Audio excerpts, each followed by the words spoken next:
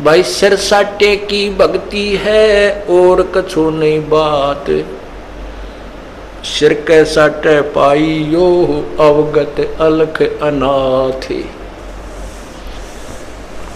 अब शीश कैसे देना है? शीश ये नहीं भाई काट के सिर चढ़ा दे भगवान के चरणों में, ऐसे नहीं। जैसे आपको परसों के सत्संग में सुना था कि गुरुदेव को समर्पण कर दिया जाए।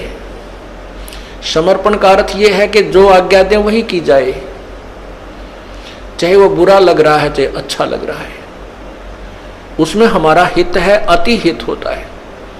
और संत क्या कहते हैं? भाई बीड़ी शराब मांस तम्बाकू ये मत पीना। संत कहते हैं चोरी जारी नहीं करना, डाके ना डालना, किसी की जेब ना काटना, ये महापाप है तेरे लिए। अपना करके खाना बेटा, भगवान भजना, इससे तेरा कल्याण होगा। और हम यही वचन नहीं मानेंगे तो फिर यहाँ स्कूल में आने की आवश्यकता क्या? इस विद्यालय में सत्संग में आने की आवश्यकता क्या? हम गलतियां भी गलती पे गलती करते रहे और फिर सत्संग में भी आ रहे हैं तो वो फेल हो जाएंगे विद्यार्थी, वो पास नहीं हो पाएंगे। और परमात्मा के पाने का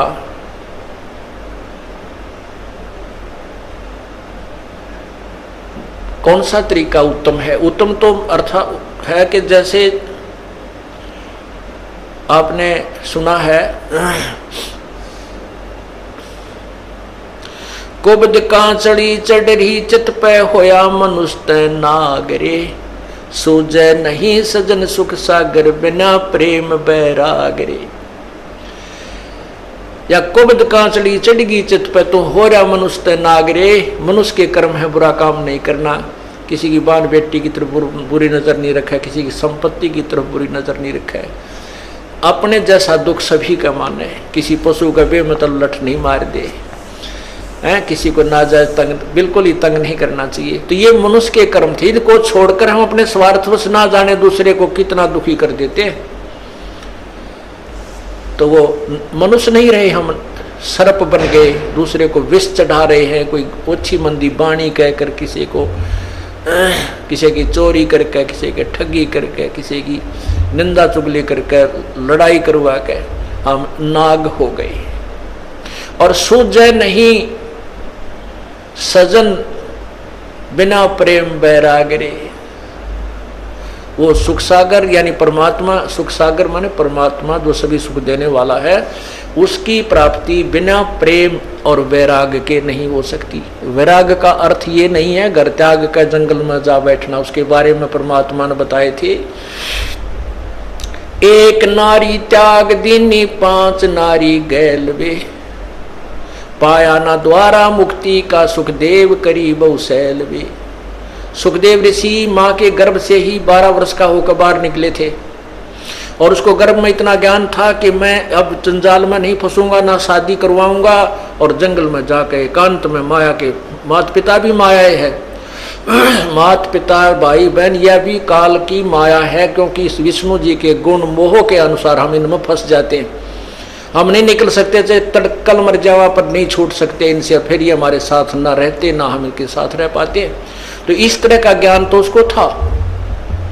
उसने माँ के पेट से निकलते ही अपनी और नाल को भी कंधे पर डाल ली और व्यास जी कहते हैं बेटा मुझे दर्शन दे जा, बेटा मुझे दर्शन दे जा। अरे दर्शन तक दे दे, तेरी 12 साल बाट देखी हमारा छोरा होएगा। तो दूसरी तरफ मुँह किए हुए कहता है कि व्यास जी ना जाने कितनी बार तू मेरा बेटा और मैं तेरा बाप हो लिया, ना मेरा कितनी बार मैं तेरा बेटा तू मेरा बाप हो लिया। ये तो बूंदा जंजाल है, मैं ना देखूं थरे का ना कदे मेरी भी मैं ना फंस जाऊं। फिर उसने शादी नहीं कराई, शादी भी नहीं कराई, और फिर पिछले जन्म की जो बैटरी चार्ज थी आकाश में भी जाने लगा, उड़ भी जाता था, सारा कुछ करता था, लेकिन तत्व ज्ञान नहीं था। अभिमान जो का तू, जब विष्णु भगवान ने ये कहा कि जाओ राजा जनक से उपदेश ले लो, अभिमान हो गया, कट गया। ने बोला राजा जनक गृहस्थी बाई और कैसे शीश निभाऊं जाई। हम सुखदेव बोले ज्ञान विवेका, अपनी तरफ से बड़ी बुद्धि से बात करी, विवेक के साथ क्या कहता है, हमने स्त्री का मुंह भी ना देखा। यानी राजा जनक को वो घटिया मान रहा था अपने से, क्योंकि वो शादीशुदा है। इसके बारे में बताते हैं पांच एक नारी त्याग दीनी, पांच नारी गैल वे। ये काम क्रोध मोह लोभ अहंकार ये भी तो माया है त्री गेला। इनको त्याग बेटा, जब जब तू त्यागी बनेगा, केवल एक स्त्री को छोड़कर भाग जाने से तू मोक्ष प्राप्ति नहीं कर सकता। अर्थात परिवार त्यागन मात्र से तेरा कल्याण नहीं है। परिवार में रह, अपनी भक्ति कर, बच्चों को भी ला लाइन पे। जब पिताजी सत्संग में आता है तो बच्चे तो अपने आप आएंगे, उनका तो और दिल खुलेगा। अब कई बहन ज्यादातर ये परेशानी होती है उनके जीने कि हमारा पति नहीं मानता, बच्चे भी डर छुप कर कभी दाव लगा कर आते हैं, और पिता आ जाते कहना है कि माँ भी गेल हो जाए, तो बच्चे तो अपने आप आ ही जाते हैं। जैसे रंग हम रंगेंगे रंग जाएंगे। ये तो कहते हैं ये वैराग नहीं है। वैराग है, वैराग नाम है त्याग का 5-25 माह ये सारे शरीर में और इसी में हम रहे, इसका नाम वैराग है। कैसे है कि एक सीप बनती है, सीप में मोती बनता है, एक कीड़ा होता है, सीप एक जीव है। जैसे ये शंख आपने देखे होंगे, ये भी एक जीव से बनता है, ये ऊपर का कवर होता है, उसका शरीर होता है। ऐसी एक सीप होती है और वो खारे समुद्र में रहती है, और खारे समुद्र को वो ग्रहण नहीं करती, उस पानी को ग्रहण नहीं करती मोती बनाने के लिए। आकाश से स्वाति नक्षत्र की बूंद गिरती है और उस समय उसका मुंह खुला हुआ होता है, तो उसके मुंह में वह एक बूंद गिर जाती है, फिर वो मुंह को बंद कर लेती है और उसी समुद्र में गोते लगा रही है। तो इसी प्रकार जो संसार भगवान से दूर है वो खारा समुद्र है, और जो सीप यानी जो भक्त आत्मा परमात्मा का नाम लेकर अपना मुंह बंद कर लेती है, संसार की नहीं सुनती, उसकी बातों को अपने अंदर नहीं जाने देती, तो वो राम नाम का मोती बनाकर परिपक्व कर लेती है। तो यहां बताते हैं